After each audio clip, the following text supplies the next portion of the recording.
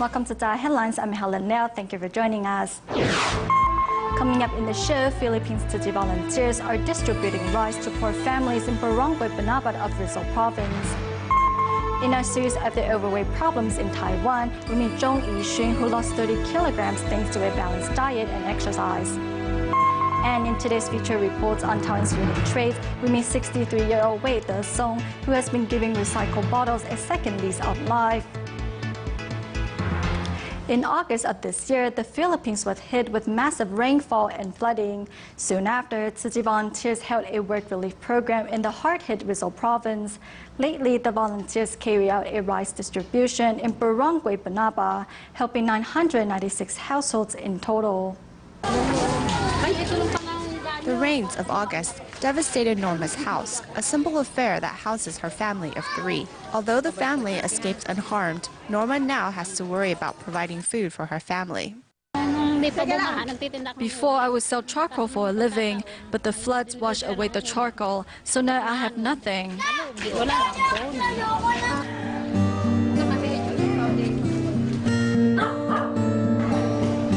Here in Barangay Banaba, close to 1,000 households were left with nothing after the rains, making their already difficult existence desperate.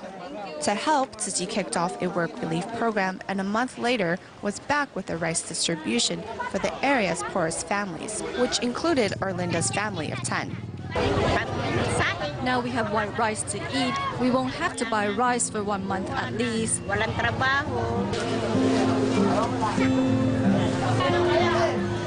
In thanks for the rice from Taiwan, many of the residents donate to the bamboo coin banks and also bring recyclables for the volunteers. Volunteers also help the community's river reconstruction with gifts of buckets of mats.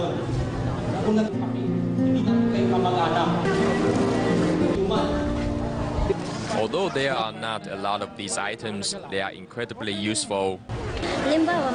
It doesn't matter how much we can give, the important thing is to have a heart to help others. The local borough chief applauds Tzu's help and says that thanks to Tzu's program, the community has become more tightly knit and has more hope for the future. In Thailand, the Phuket Vegetarian Festival is an annual event held during the 9th lunar month of the Chinese calendar. Since Tzu has been promoting the benefits of vegetarianism, the volunteers seized this opportunity to encourage the public to go meatless by providing vegetarian lunchboxes to corporations. Early in the morning, Tzu volunteers at the Thailand chapter are busy preparing ingredients for nearly 90 vegetarian lunchboxes.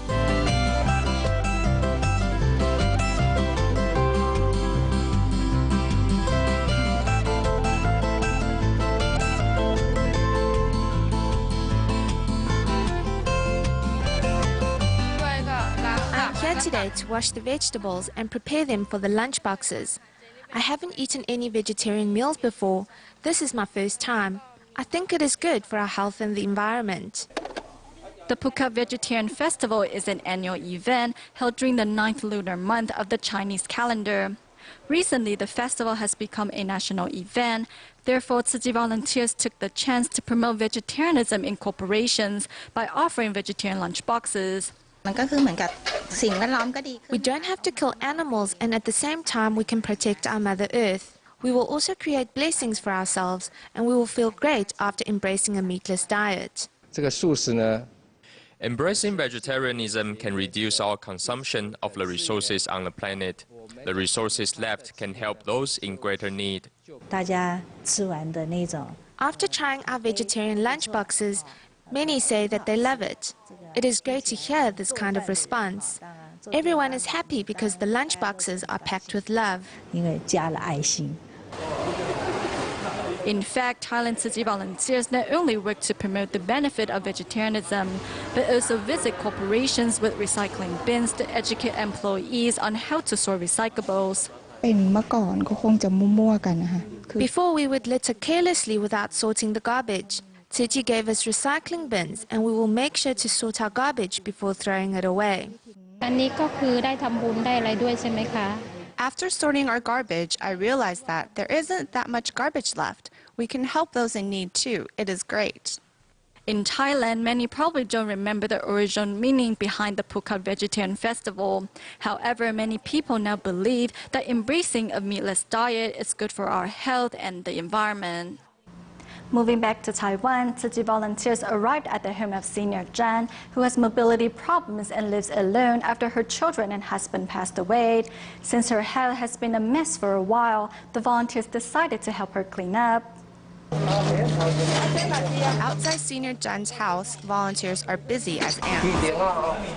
Inside the house, volunteers form a line to pass items outside in a relay style. It's been a while since this house has been cleaned. Clutter fills every room, and a group of volunteers have come to help clean up the senior's house. Face masks, gloves, and a helpful heart is all that is needed to complete the tasks.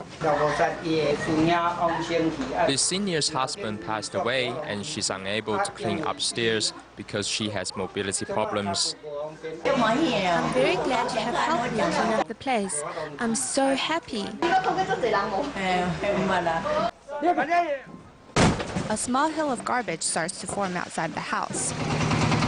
The recycling truck arrives and items are moved onto the truck one by one. Volunteers break down the trash items to reduce the volume to fit more items onto the garbage truck. Tzu Chi people are really thoughtful. It's very touching.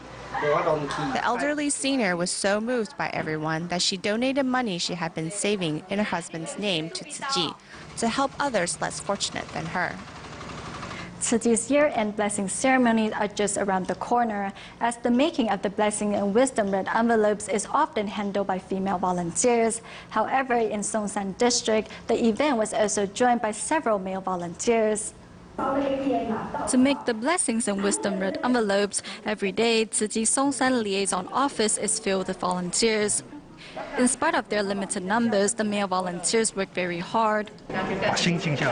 I learned to calm down. Before, I didn't have good temper. When I do this, I can feel at ease. Pasting the rice ears attentively is volunteer Ling Kwan, who has joined the work of creating these blessings and wisdom red envelopes for many years. There's a trick to each step, and if you put your heart into it, the outcome should be okay. And holding an iron that is smaller than his palm is Peng Yeji, who fixed the red envelopes with floss. After fixing any problems, the red envelopes are finally ready to be distributed. When there's too much glue, I will use the iron to push the air out, and it will be really smooth. For the past 3 years, 74-year-old Kong Lihua has been responsible for tying the strings on the red envelopes. In spite of her old age, Kong's movements are quick and agile. There are thick strings and thin strings. When you adjust it like this, the knot will be smaller and smoother. When not a lot of people want to do this, I will come and do it. For the volunteers, the making of the blessings and wisdom red envelopes is not only a way to cultivate their spirit, but also a heart of happiness as well.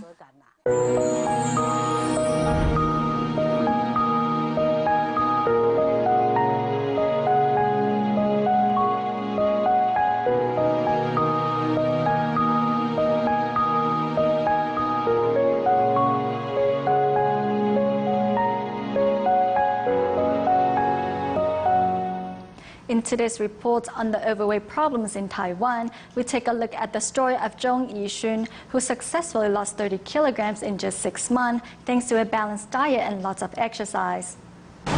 I like to walk. Sometimes I will walk from work to the MRT around 40 minutes. These days, Zhong Yixun takes every opportunity to move and burn some extra calories. Seeing a bakery, he resists the temptation to go in and get a snack. Walking past store after store, Zhong Yixun is unmoved by the temptations inside, focused as he is on keeping his calorie intake down. Although it might seem strange to see someone so large so carefully eating such a small portion, this is in fact a healthy way of eating. Before, I felt that I could eat much more, but now this is enough. I see that he is very conscientious when it comes to eating. As for walking, he walks around 2 steps in 1 second. The key is to walk at least as fast as 2 steps per second. That way you will elevate your heart rate and walking becomes a good form of exercise. Now, the 175 centimeters tall Zhong Yixun weighs 78 kilograms. This was Zhong Yixun last year. 之后大概110吧。 Due to pressures at work, in addition to his 3 meals, Zhong Yixun was snacking throughout the day and night. After 2 years of this, his weight exploded from 90 kilograms to over 100 kilograms. 照片上自己 In the early days, when I saw pictures of myself, I was willing to admit that it was me. But in the last 2 years, seeing the photos, I was shocked, as I didn't recognize myself. That was when I decided to do something. Despite his determination, losing weight was not easy. Zhong Yixun tried many different methods to no success. Finally, he decided to join local hospital's weight reduction class, where he learned about nutrition, how to control calories, and the importance of exercise. In 6 months, his weight fell to 78 kilograms. 假如说进来的多，出去的少。 If you are taking in more calories than you are burning, your body will store those extra calories, and little by little, you will become fatter. So if I want to lose weight, I need to take in less and burn more, and then your body will start to use its fat reserves. After 5 months, we visit Zhong Yixun and find his weight has remained normal, thanks in part to his regular exercise habits. 他以前是1个礼拜4天。 It is already a habit for me now. Before it was 4 times a week, but now I exercise almost every day. I will do 2 or 3 sections of an aerobics routine, which is about 30 to 40 minutes, or I will ride my stationary bike as I watch TV. In addition to keeping a strict exercise regimen, Zhong Yixun also constantly measures his weight. If he sees he has gained weight, he knows he needs to be more careful. 瘦下来最 I think now that I'm thin, the biggest benefit has been my health. I have much more energy now, and at this year's health check, all my numbers were normal. 都是正常的。 Losing weight means paying attention to what you eat and how much you exercise, as well as being ever vigilant. Among the recipients of this year's Nutri Scholarship was 5th grader Shen Peiyun. In 2009, her father had a serious car accident, and soon she was forced to take on the responsibility of looking after her family. Although her family lives in hardship, the young girl has maintained a positive attitude on life.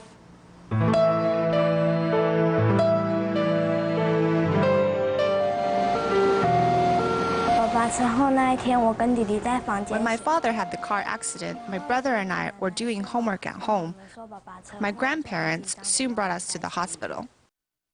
Since that day, the little girl's life has changed completely. Now she has become the family's caregiver. This part cannot connect with the original clone, and it causes ischemic necrosis. Peiyun's father had a broken femur and pelvis and was left bedridden.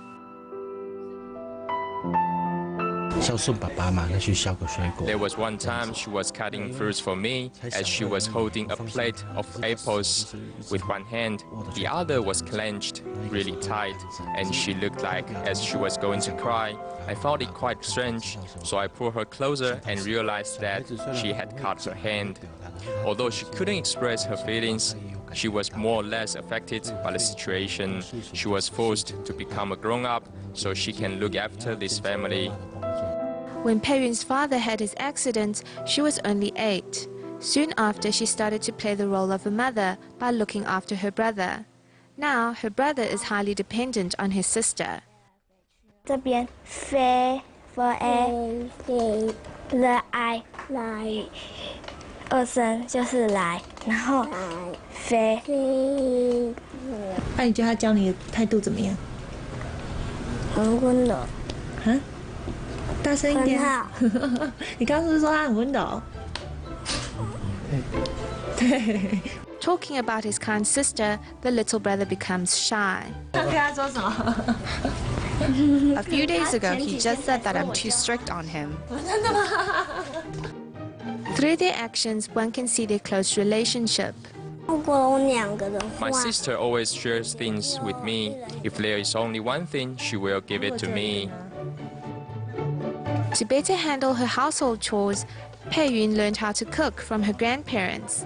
这样子可以吗？现在还不要翻哦，下边锅巴还没起来，就要等它硬一点再翻。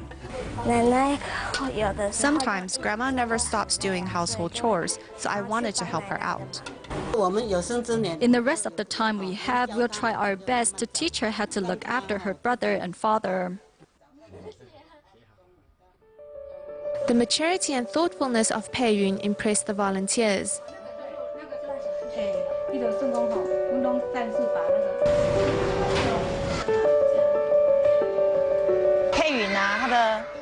Pei Yun's family cannot provide her with a lot of resources and support, but she has been a hard-working child.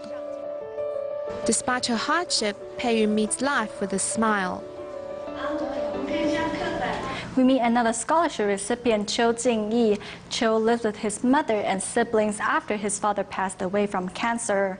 Cho decided not to go after-school tutoring and not to attend his graduation trip so he can lift some financial burden off his mother's shoulders. Most 6th grade students still cling on to their mothers, but for Cho Jing-yi, he already knows how to pamper his mother. Since Cho Jing-yi's father passed away from cancer 4 years ago, his mother has taken up the responsibility as the family's breadwinner. This 17 square meter house is where this family of 4 lives.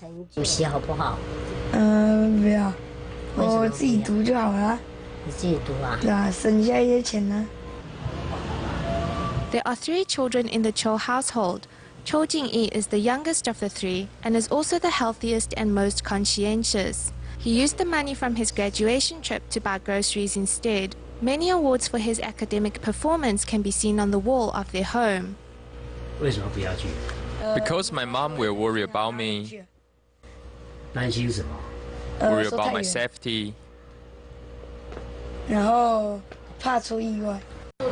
At home, he is a considerate child. At school, he is recognized by his teachers for excellent academic performance, and in class, he is well liked by his classmates. Therefore, to win the New Shoot Scholarship again this year comes as no surprise. His homework is always handed in on time, and it is always neatly written. Sometimes I'll be surprised when I see his test results. I think to myself, Jing-yi, you are really smart. In order to support her family and cover medical expenses for the 2 children, Cho Jing-yi's mother works 2 jobs. With her income limited, she is grateful for the help they have received along the way. I hope that he will continue to study hard and be able to contribute to society. His mom's only hope for Cho Jing-yi is that he continues to be driven in his studies so that one day he is able to contribute to society.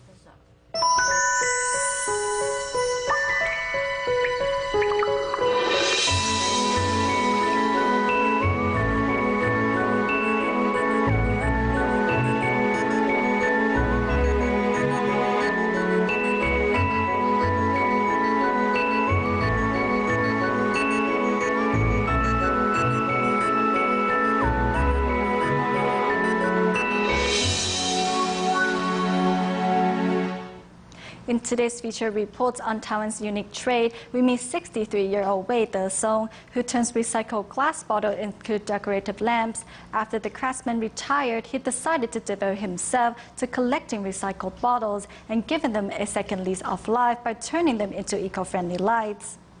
Wei De-song was originally an engineer that fixed lights and worked hard at it for 30 years. Over a decade ago, he spent his $4 million retirement fund to buy a piece of land to build a workshop and has since been recycling glass bottles to create second-hand lamps. I'm selling what people nowadays call feeling. In fact, it is more like atmosphere. These are glass bricks. When people are renovating their houses, the glass that is removed can actually be recycled, but most just throw it away. This glass jug without a lid was a piece of garbage, but was given a second lease on life by Wei De-song. You can tell this was a water jug used to store water. There was a lid to it, and I smoothed the opening of the jug. The reason why I did that is so that I can make a stand that will sit in here. Living in the mountains by himself, most of the time, Wei has no one to talk to but his pets.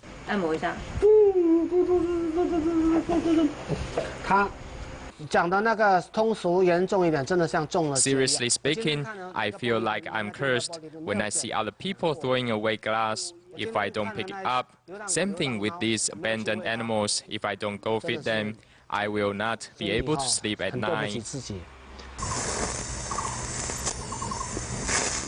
Continuing to turn trash into recycling lamps, Wei De-song understands the importance of safeguarding our environment. Back in the 60s, we used to say that if there was no country, there would be no homes. And nowadays we say if we don't recycle, we will not have a place to call home. Wei De-song says he is heartbroken to see how people are so careless of the environment. Glass can only melt at 800 degrees and turns into liquid at over 1000 degrees. Let me tell you this, when you throw the glass into the bushes, it will hurt someone else and it will be there permanently. In future, who is going to clean it? Again, out on a mission to collect recyclables, the craftsman finds empty glass bottles everywhere. I feel really angry. Taiwan is not really a Formosa, but an island filled with trash, and this is only the tip of an iceberg. You need to understand, it is not only those bottles you picked up, you see, it is everywhere. Despite standing in bushes filled with trash, 63-year-old Wei De-song vows to continue to do what he can for our planet. In Taiwan, the Department of Health is promoting a new way for those with vision impairments to take their medicine after a visit to the doctors. Braille stickers are being added to medicine bags for patients who need them. Getting medicine after a visit at the doctor's is a normal activity for most Taiwanese, but for those who are visually impaired, going to the doctor's is filled with obstacles. When I go to the clinic and they give me medicine, even if they tell me when to take what, I'm still afraid of taking the wrong pills when I get home. To help visually impaired patients take their medicine correctly, Taipei's Department of Health is promoting Braille stickers for the outside of medicine bags. Currently, 11 hospitals are already using this feature. We mark it down in our records that this patient is visually impaired, so even the bag will have markings on it to let the pharmacist know that this medicine bag needs Braille stickers.